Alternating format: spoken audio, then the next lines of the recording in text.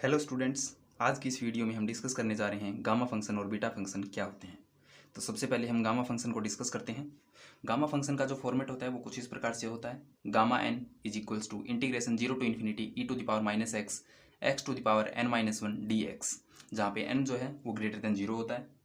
तो इसके अंदर हम अगर देखें, इसको आगे डिस्कस करें तो हम n की वैल्यू अगर 1 पुट करके देखते हैं तो गामा वन हमारा बन जाएगा integration 0 to infinity e to the power minus x d x, जिसे अगर हम सोल्व करें तो गामा वन हमारा हो जाएगा e to the power minus x divided by minus one, और इसकी लिमिट जो है वो हो जाएगी हमारी 0 से इन्फिनिटी।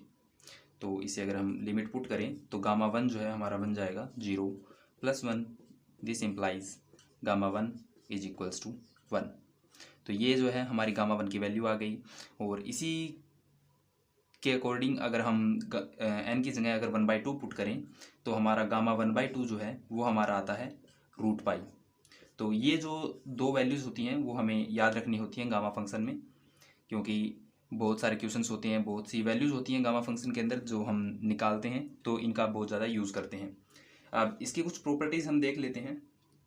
जैसे कि अगर हम देखें, अगर हम लिखें गामा n+1, तो ये हमारा हो जाएगा इंटीग्रेशन 0 से infinity e to the power minus x x to the power n d x, जिसे हम कुछ इस प्रकार से लिख सकते हैं x to the power n dot minus e to the power minus x, और इसकी लिमिट जो है वो 0 से इन्फिनिटी प्लस इंटीग्रेशन 0 से infinity n dot x to the power n minus one dot e to the power minus x d x. तो gamma n+1 जो है हमारा वो बन जाएगा n डॉट इंटीग्रेशन 0 से infinity e to the power minus x x to the power n minus one d x, जिसके according हम लिख सकते हैं कि गामा n+1 जो है हमारा वो हो जाएगा n गामा n।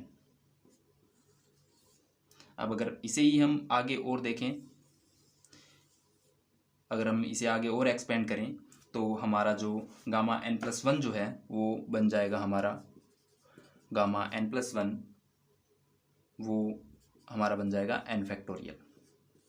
तो ये इसकी दो प्रॉपर्टीज़ हैं जो हमें याद रखनी होती हैं, जो बहुत से क्वेश्चंस में काम आती हैं। तो ये हो गया हमारा गामा फंक्शन, जिसकी हेल्प से हम बहुत सारे क्वेश्चंस को ईजिली सोल्व कर सकते हैं। चलिए अब चलते हैं बीटा फंक्शन पर। गामा फंक्शन हम डिस्कस कर चुके हैं, तो अब हम आते हैं बीटा फंक्शन पर। बीटा फंक्शन का जो फॉर्मेट है वो कुछ इस प्रकार से होता है। Beta m, is equals to integration 0 to 1 x to the power n minus one into 1 minus x to the whole power m minus one d x, जहाँ m and n both are greater than 0। तो ये जो है वो beta function का format है। और beta function का जो फॉर्मेट है इसको अगर हम बीटा m, n है, इसमें अगर हम सोल्व करके देखें तो बीटा m, n जो है वो हमारा है integration 0 to 1 minus x to the power n minus one into 1 minus x to the power whole power m minus one. यहाँ पर हमने जो डेफिनेट इंटीग्रल की प्रॉपर्टी नंबर 4 है, जिसमें हम लिमिट को ऐड करके माइनस एक्स लिख सकते हैं, वो वाली प्रॉपर्टी का यूज़ किया है। अब इसकी हेल्प से अगर हम आगे देखें तो बीटा m, n जो है वो हमारा बन जाएगा 0 से 1 minus x to the power n minus one into x to the power m minus one d x. ये जो है हमारा अगेन बीटा फंक्शन का एक फॉर्मेट बन रहा है, जो कि कुछ इस प्रकार से है बीटा n, m। तो हम देख सकते हैं कि बीटा m, n इक्वल होता है बीटा n, m के। ठीक है, तो बीटा फंक्शन का ये फर्स्ट प्रॉपर्टी हो गया। इसके अंदर अगर हम रिलेशन देखें आगे, beta function and gamma function के अंदर relation between beta function and gamma function, तो वो हमारा होता है beta m, n is equals to gamma m dot gamma n divided by gamma m+n। ये रिलेशन बहुत ही इंपॉर्टेंट है। बीटा फंक्शन का कोई भी क्वेश्चन आता है तो उसको सॉल्व करने के लिए हम इस एट द एंड इस प्रॉपर्टी का यूज़ करके उसकी वैल्यू निकालते हैं।